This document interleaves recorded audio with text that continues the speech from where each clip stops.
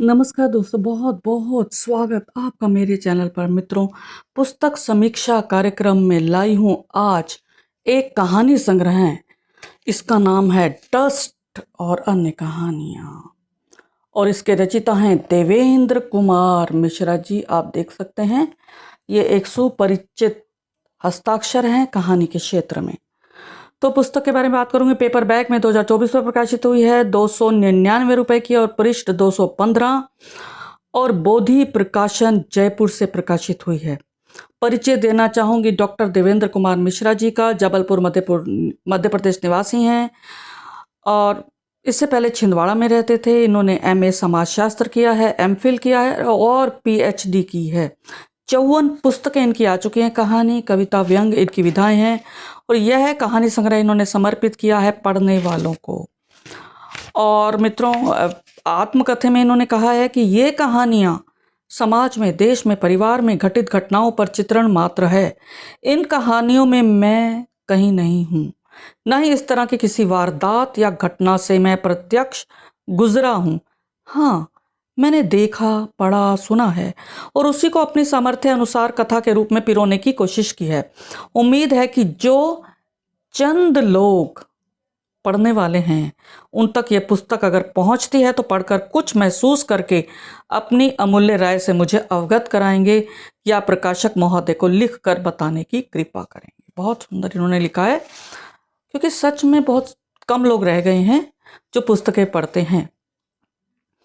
मैं चाहूँगी आप ज़रूर पढ़ें ये पुस्तक। अब बात करती हूँ मैं समीक्षा की, तो इसमें 28 कहानियाँ हैं जो भिन्न भिन्न विषयों पर रचित हैं।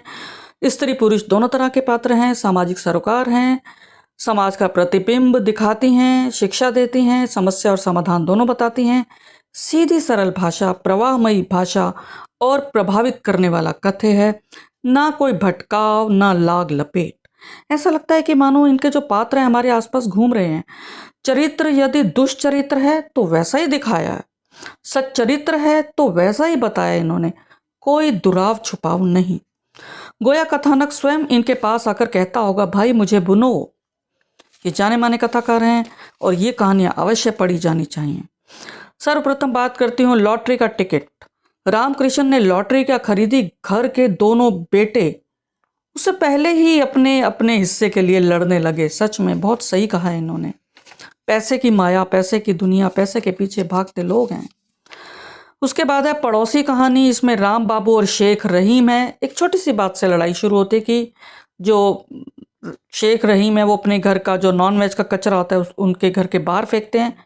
बस ये जो लड़ाई है कोर्ट तक जा पहुंचती है। बहुत बहुत बाद में इन्हें समझ में आता है, और कोर्ट की कैंटीन में इनमें सुलह हो जाती है। फांसी के बाद कहानी में इसमें बताया कि बलात्कार के झूठे केस में गरीब आदमी को फंसा दिया जाता है और उसको फांसी हो जाती है, और बाद में कुछ वर्षों बाद असली गुनहगार उसने आत्मगलानी के कारण स्वयं को गोली मार ली, और मरने से पहले अपना पाप का भूला कि आदिवासी लड़की का बलात्कार और मर्डर उसी ने किया था। जो गरीब था, जो फांसी पर लटकाया था, उसने नहीं किया। तो दोस्तों, इससे पता चलता है कि सच में ये जो गुनाह है ना, छिपता नहीं है, और इसका दंड जो है गुनहगार को अवश्य मिलता है। एक कहानी है रिक्शा चालक। इसमें बताया कि बारिश जब होती है तो बारिश में भी रुल्दू सवारी ढूंढने जाता है ताकि उसके भूखे बच्चे की भूख मिटाई जा सके। कुछ लोगों के लिए बारिशें मज़े का मौसम होता है और कुछ के लिए तनाव का और दुख का। ऐसे ही श्रद्धा और समर्पण। इसमें दो महिलाएं थी, आशा और किरण। दोनों बांझ थी, बाबा के पास जाने लगी। आशा जो है वो बाबा के घेरे में आ गई, उसने समर्पण कर दिया और माँ बनी, जबकि किरण घेरे में नहीं आई। उसे बांझ कहलाना मंजूर था लेकिन दुष्चरित्र नहीं। कौन जिम्मेदार था इसमें कहानी में, ये बड़ी अजीब सी कहानी लगी, क्योंकि क्या ऐसा भी होता है? मोहल्ले की लड़की की शादी थी और उसी समय पड़ोसी लड़के ने सुसाइड कर लिया। जो टीनेजर था, युवक था। बस वो अफवाह फैल गई, हो सकता है इन दोनों का चक्कर हो। बस इसी अफवाह के कारण लड़की की शादी टूट जाती है और लड़की भी सुसाइड कर लेती है।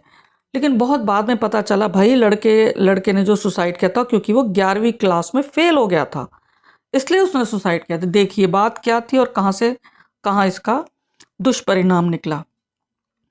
इसी तरह संगीतज्ञ कहानी है, इसमें बताया कि एक गायक की गायन साधना की पराकाष्ठा थी कि अंत में उसने जी भी काट ली थी अपनी।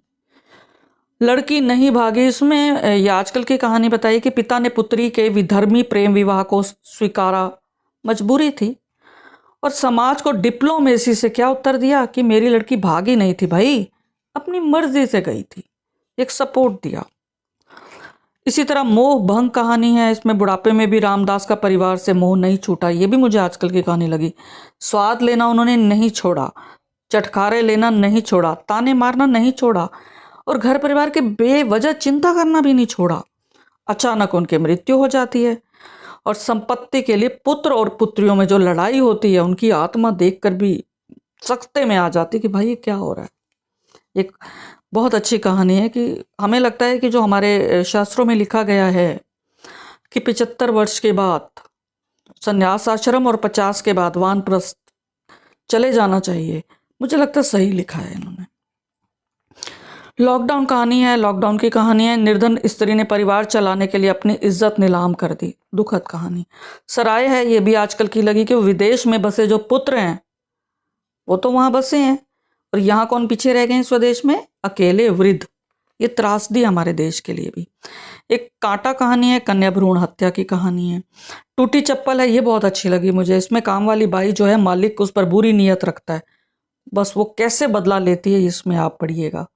दोहरे मानदंड, ये भी अच्छे है कि पुरुष के लिए स्त्री का अर्थ सिर्फ देही होता है। ऐसे जल प्रलय, इसमें बताया कि शहर में सूखा पड़ता है और ये बाढ़ भी आती है। मुझे ये कहानी की बजाय मुझे रिपोर्टाज यानी एक ऐसा लगा रिपोर्ट लिखी है इन्होंने, यही लगा मुझे। कहानी कथानक कसावन नहीं लगा। चंपा और चंपक जो हैं, दो प्रेमी गांव से भागकर शहर चले जाते हैं, वहां उनका सब कुछ लूट जाता है, खूब शोषण होता है, खूब शिकार बनते हैं। ये कहानी है, इससे सीख मिलती है कि भागना नहीं चाहिए परिस्थितियों से। दत्तक पुत्र कहानी अच्छी है, पुत्र को गोद लेती है लेकिन परिस्थितिवश उसे कुछ पता चलता है और बाद में उस बच्चे की मृत्यु हो जाती है। शक का जहर मुझे अच्छी लगी।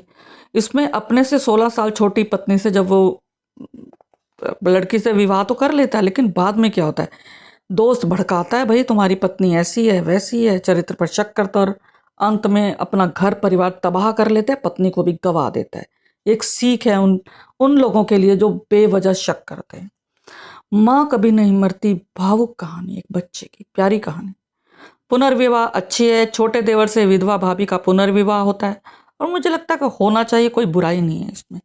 उठक बैठक अच्छी है। बच्चे से रेप का दोषी अमीर लड़के को पंचायत उसे, आपको पता है क्या सजा देती है? मात्र 25 उठक बैठक की सजा, बस। डस्ट कहानी शीर्षक कहानी है, इसमें बताया कि मानवीय मूल्य और रिश्तों पर सच में डस्ट जम गई है, सारे के सारे लालची हो चुके हैं, बताया। बाल विधवा कहानी, घर के लोगों ने ही उसे छला, धन लूटा, ये बताया है। यह कैसी जिंदगी है, इसमें 18 साल के बालक ने सेठ की गालियों से तंग आकर नौकरी छोड़ देता है। वो सड़क किनारे बैठकर सोचता है कि चलो मैं बिजनेस करता हूँ, चश्मे की रिंग बेचने लगता हूँ, लेकिन उसके साथ बहुत बुरा होता है। सारे उसे लूटते हैं, कभी गुंडे उसे लूट जाते हैं, पुलिस वाला लूट लेता है, म्यूनिसिपल कमेटी वाले लूट लेते हैं, टैक्स दो टैक्स दो। तो ये भी सच्चाई के बहुत नज़दीक है। कर्फ्यू कहानी है, इसमें बताया कि मस्जिद में किसी ने मांस का टुकड़ा फेंक दिया, बस बवाल हो गया। रुकी हुई जिंदगी अंतिम कहानी है। छोटी बेटी के कारण लड़ाइयाँ होने लगी, फाइनली पति पत्नी में तलाक, बेटी पिता के पास रह जाती है और एक रात पत्नी घर से कुछ सामान लेने बाहर निकलती है तो गुंडा पीछे पड़ जाता है उसकी इज्जत के, और अचानक जैसे फिल्मों में दिखा होगा पति आ जाता है, उसे बचाता है। फिर उन दोनों को सबक मिलता है, भाई कोई फायदा नहीं है अहंकार रखने का, घर भी तबाह, बच्ची भी ना पली ढंग से। सच बात तो यह कि स्त्री और पुरुष एक दूसरे की जरूरत है, पहले भी थे और रहेंगे। विवाह दोनों को सुरक्षा प्रदान करता है और सहारा प्रदान करता है। जो इसको नहीं मानते, अब देखिए, जो नहीं मानते ना माने और फिर परिणाम भुगतने को तैयार रहें। मैं कुछ पंक्तियां पढ़ना चाहूंगी सुंदर कहानियों से। एक कहानी देखिए, कितने प्रकार के प्रदूषण है इस देश में, है तो पूरी धरती पर, सच का, लेकिन देश में ज्यादा। वायु प्रदूषण, ध्वनि प्रदूषण, जल प्रदूषण, नित नई बीमारी। लेकिन विकास और सुरक्षित भविष्य के लिए सब अनदेखा कर रहे हैं। अब तो हवा शुद्ध करने की भी मशीन आ गई है, लेकिन जमीन आसमान में फैली उस डस्ट का क्या, उस प्रदूषण का क्या? उसे साफ करने के लिए क्यों नहीं यत्न किए जाते, क्यों नहीं कुछ किया जाता? जब आदमी अंदर से ही बेईमान हो तो सारे प्रदूषण, सारे अधर्म, सारे पाप दूसरों के सर पर मढ़कर मुक्त हो जाना चाहता है। लेकिन इस दोषारोपण से क्या बच पाएंगे? आपकी आने वाली नस्लों का क्या होगा? और जिस दिन प्रकृति हिसाब करेगी ना, सिवाय बर्बादी के कुछ नहीं होगा। तो धन्यवाद दोस्तों, फिर मिलेंगे अगली कड़ी के साथ। तब तक मुझे आज्ञा दें, चैनल को सब्सक्राइब अवश्य कर लें और वीडियो पसंद आए तो लाइक शेयर कमेंट कीजिए। शुक्रिया, फिर मिलेंगे अगली कड़ी के साथ। धन्यवाद।